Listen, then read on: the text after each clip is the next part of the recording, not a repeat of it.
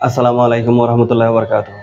সুপ্রিয় শিক্ষার্থী এবং যারা আমাকে দেখছেন সবাইকে ড্রিম প্যারাডাইস টিচিং হোমের পক্ষ থেকে আন্তরিক অভিনন্দন ও শুভেচ্ছা। আশা করি সবাই ভালো আছেন।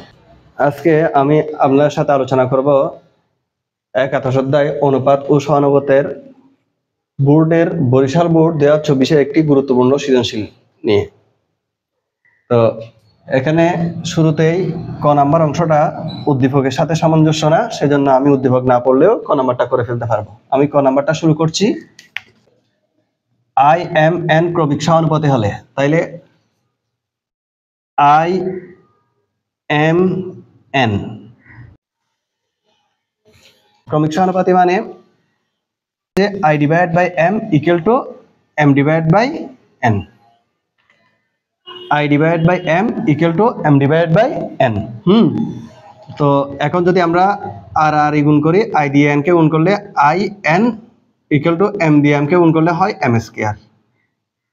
তাইলে আমরা আই এন এর মান পেয়ে গেলাম এম স্কয়ার। এখন প্রমাণ করতে হবে যে এই যে এটা হলো বাম পক্ষ আর এটা হলো ডান পক্ষ, অর্থাৎ বাম পক্ষের মানের সমান ডান পক্ষ হতে হবে। Left hand side i by n. তো আই বাই এন দিয়ে কাজটা করলে কাজটা অনেক বেশি কঠিন হয়ে যায়, 2 নম্বরের অঙ্ক যেহেতু। তো আমি এত কঠিন যাচ্ছি না, আমি ডান পক্ষ দিয়ে সহজে মিলাই দিচ্ছি।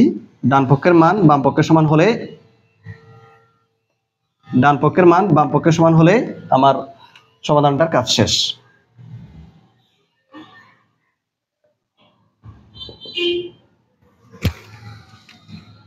I square plus m square, i square লিখলাম প্লাস এম স্কয়ার মান আছে, এম স্কয়ার মান কি আছে আই এন। ঠিক এম স্কয়ার মান আবার লিখলাম i n n square equal to, এখন উপরে আই মিল আছে, আইটা কমন নিলাম। আইটা যদি কমন নিই আই প্লাস এন, এখানেও যদি ঠিক একইভাবে এনটা কমন নিই আই প্লাস এন থাকে। কমন তো আমরা নিতে জানি। আই প্লাস এন কাটা, তাহলে কি থাকলো i by n. I by n, এই যে ডান পক্ষের মান কত পাইছি আই বাই এন, বাম পক্ষের মানও আই বাই এন, তার মানে দুটোটাই সমান। অতএব left hand side equal to right hand side should দেখানো হলো, অর্থাৎ ডান পক্ষের মানের সমান বাম পক্ষের মান। এখন আমি খ নাম্বারটা শুরু করছি। প্রমাণ করো যে a cube plus b cube plus c cube divide by x cube plus y cube plus z cube equal to a b c divide by x y z। তাহলে এই কাজটা আমরা শুরু করব এই যে এখানে মিল আছে উদ্দীপকটা 1 নাম্বার উদ্দীপক দিয়ে। তাহলে এখানে লিখতে পারি দেওয়া আছে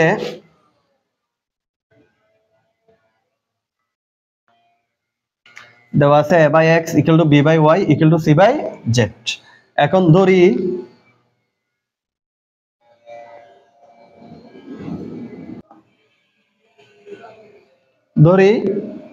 এই প্রত্যেকটা মান কার সমান কে এর সমান, অর্থাৎ ইকুয়াল টু কে।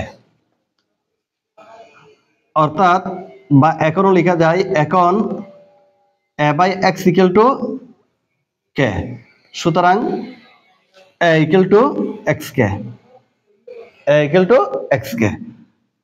আবার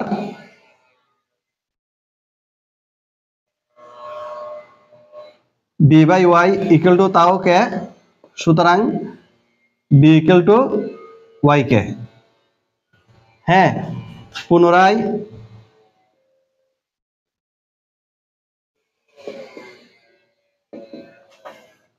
c by z equal to কে, সুতরাং c ইকুয়াল টু z কে। z কেও লিখা যায়, কে জেডও লিখা যায়, অর্থাৎ সবগুলো আর আর গুণ করছি আমি। এখন এটা ধরে এটা লেফট হ্যান্ড সাইড, ওইটা হলো রাইট হ্যান্ড সাইড, সেটা ধরে করি।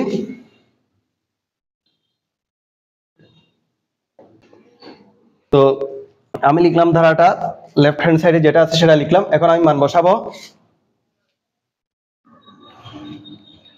এর মান হলো এক্স কে, মানে এক্স কে হোল কিউব। বির মান হলো ওয়াই কে হোল কিউব। সির মান হলো জেড কে হোল কিউব। ঠিক একইভাবে নিচেরটা বসাই দিচ্ছি।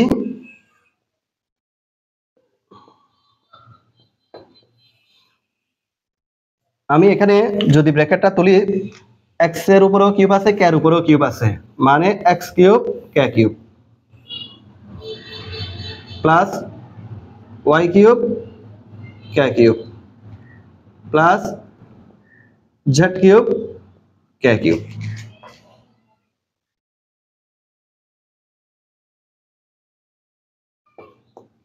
নিচে যা আছে তাই লিখে দিলাম। এখানে উপরে কি মিল আছে, প্রত্যেকটা পদে কে কিউব আছে, তাইলে আমি কে কিউবটা কমন নিলাম। অর্থাৎ সবার কাছ থেকে যদি আমি কে কিউব নিয়ে ফেলি, এখানে আছে কি এক্স কিউব, এক্স কিউবটা লিখলাম প্লাস এখান থেকে কে কিউব নিয়ে ফেললাম ওয়াই কিউব, এরপর থাকে জেড কিউব, আর নিচেরটা বসাই দিলাম।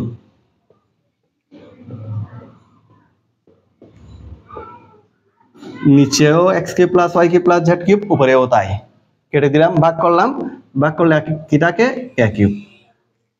তার মানে আমার লেফট হ্যান্ড সাইড অর্থাৎ বাম পক্ষের মান হলো কি কে কিউব। হ্যাঁ, এখন আমাকে ডান পক্ষের মানও কি পেতে হবে, কে কিউব পেতে হবে।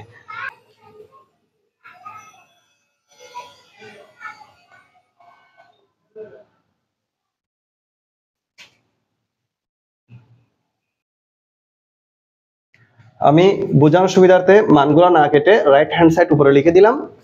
তো এ বি সি প্রত্যেকের মান বসাতে হবে। এর মান এক্স কে ইন্টু বির মান হলো ওয়াই কে ইন্টু সির মান হলো কি জেড কে। নিচে এক্স ওয়াই জেড আছে, বসাই দিলাম ইকুয়াল টু, এখন দেখেন এক্স কে ওয়াই কে জেড কে গুণ করলে হয় x Y Z K cube, কে তিনটা মানে কে কিউব, আর নিচে এক্স ওয়াই জেড আছে, এটা বসালাম এক্স ওয়াই জেড। হ্যাঁ, তাহলে এক্স ওয়াই জেড কাটা, তাহলে আর কি থাকে কে কিউব, আর থাকে কে কিউব। এখন একটা বিষয় খেয়াল করেন, এটা লেফট হ্যান্ড সাইড ছিল, এটা ছিল কি রাইট হ্যান্ড সাইড, অর্থাৎ বাম পক্ষের মান যা ডান পক্ষের মানও তা। অতএব লিখতে পারি, অতএব left hand side equal to right hand side. হ্যাঁ, আমরা শুট প্রুফ, প্রমাণ করলে প্রুফ, আর দেখানো হলে শুট, এটা লিখে দিবেন। এটা লিখে খ নাম্বারের কাজ শেষ। আমার কাজ এখন গ নাম্বার থেকে। গ নাম্বারে প্রমাণ করো যে b equal to root one plus p plus root one minus p divide by one plus root one plus p minus root one minus p. তো এই কাজটা আমি উদ্দীপক 2 নাম্বার থেকে করবো, যেহেতু এখানে বি ফি এগুলোর মান দেওয়া আছে। তো আমি লিখে ফেললাম, দেওয়া আছে এটা ইকুয়াল টু 0, বা বি স্কয়ার ফি কে এদিকে রাখছি, প্লাস পি কেও রাখলাম, নিয়ে গেলাম কাকে 2b কে। এরপরে আমি এখান থেকে যা করতে পারি সেটা হলো ফিটা কমন নিতে পারি, যেহেতু দুইজনের কাছে আছে b square plus 1 equal to 2b, বা বি স্কয়ার প্লাস 1 লিখলাম ইকুয়াল টু ফি এদিকে গুণ অবস্থায় ছিল, বিপরীত পাশে গেলে কি হবে ভাগ।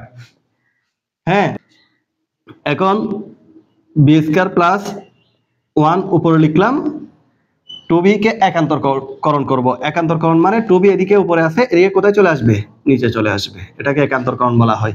ইকুয়াল টু 1 উপরে যাবে, পিটা আসবে নিচে, উপরে কিছু নাই মানে কি আছে 1 আছে। এখন আমি সচরাচর ওই কাজটাই করব, এই কাজগুলা বিশেষ করে যোজন বিয়োজনের কাজ করতে হয়। এই অধ্যায়ে অনুশীলনী 11 এখানে যোজন বিয়োজনের কাজ রয়েছে। তাহলে যোজন বিয়োজন যদি করতে যাই, যোজন বিয়োজন তো আমরা জানি, এর আগের ক্লাসও আলোচনা করছি, যোজন মানে হলো যোগ, বিয়োজন মানে হলো কি বিয়োগ। তো যোগ 2b, অর্থাৎ নিচেরটা নিয়ে করতে হবে। তাহলে বিয়োজন মানে বিয়োগ, বি স্কয়ার প্লাস 1 দেখে দেখে লিখে ফেললাম, শুধু মাইনাস 2b হবে।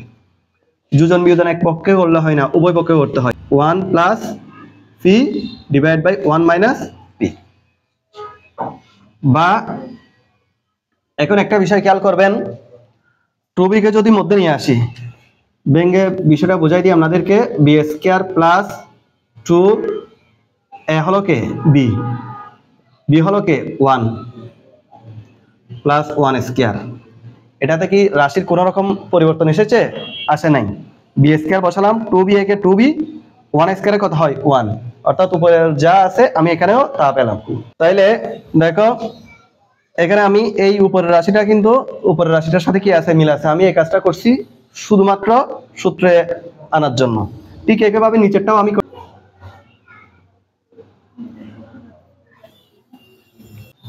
Equal to 1 plus p divide by 1 minus p. এটাও 1 বসানো যায়, ইন্টু 1 স্কয়ার, এগুলো বসানো যায়। হ্যাঁ, বা এখন এটা কিসের সূত্র দাঁড়ায়? উপরেরটা দাঁড়ায় বি প্লাস 1 হোল স্কয়ার, অর্থাৎ A plus B whole square. কিভাবে? A square plus 2ab plus B square. নিচেরটা দাঁড়ায় A minus B whole square, মানে বি মাইনাস 1 হোল স্কয়ার। ঠিক উপরেরটা যা আছে তাই লিখে দিলাম, নিচেরটাও যা আছে তাই লিখে দিলাম। অঙ্কটা বোঝানোর সুবিধার্থে আমি অঙ্ক মুছতেছি না, পাশেই করতেছি।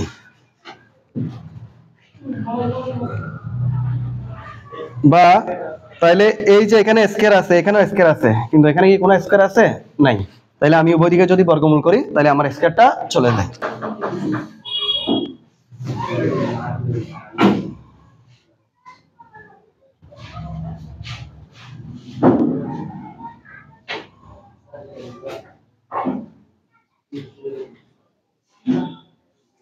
তাহলে এই কাজটা আমি কি করলাম? শুধুমাত্র বর্গমূল করছি, কিছুই করে নাই। বর্গমূল যেহেতু করছি, এদিক থেকে স্কয়ার চলে গেছে, এদিকে বর্গমূল বসছে, পাশে লিখে দিতে হবে বর্গমূল করে। বা এখন যা করব সেটা হলো যে আমি আবার পুনরায় যোজন বিয়োজন করব। পুনরায় যদি যোজন বিয়োজন করি, বি প্লাস 1 যোজন মানে যোগ, কোনটা নিয়ে করব? নিচেরটা নিয়ে, বি মাইনাস 1। ঠিক একইভাবে নিচেও লিখব বি প্লাস 1, যা আছে লিখলাম, মাইনাস বি মাইনাসে মাইনাসে প্লাস 1। হ্যাঁ, ইকুয়াল টু বসালাম। তাহলে যোজন বিয়োজন এক পক্ষে করলে হবে না, উভয় দিকে করতে হবে। তো উভয় দিকে করার জন্য ডান পক্ষেও করতেছি, 1 প্লাস পি রুট দিতে হবে, যোগ কোনটা নিয়ে করব? নিচেরটা নিয়ে, 1 মাইনাস পি। ঠিক একইভাবে 1 প্লাস পি লিখলাম, এখানে প্লাস ছিল, এখানে কি বসবে? মাইনাস, যা আছে তাই বসে যাবে দ্বিতীয়টা। করে ফেললাম যোজন বিয়োজন। বা বি আর বি যোগ করলে 2b হয়, আর এখানে 1 এর আগে সাইন প্লাস, 1 এর আগে সাইন মাইনাস, কাটা। বি আর বি কাটা যাবে, একে একে যোগ করলে কত হয়? 2 ইকুয়াল টু, এখানে কোনো কিছুই করা যাচ্ছে না, যা আছে তাই লিখে দিলাম।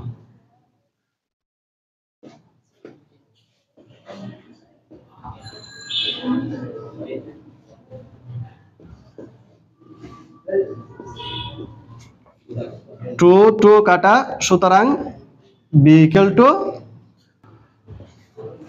তো এখন দেখো এই যে বি এর মান root over 1 plus p plus root over 1 minus p, নিচে হলো root 1 plus p minus root 1 minus P.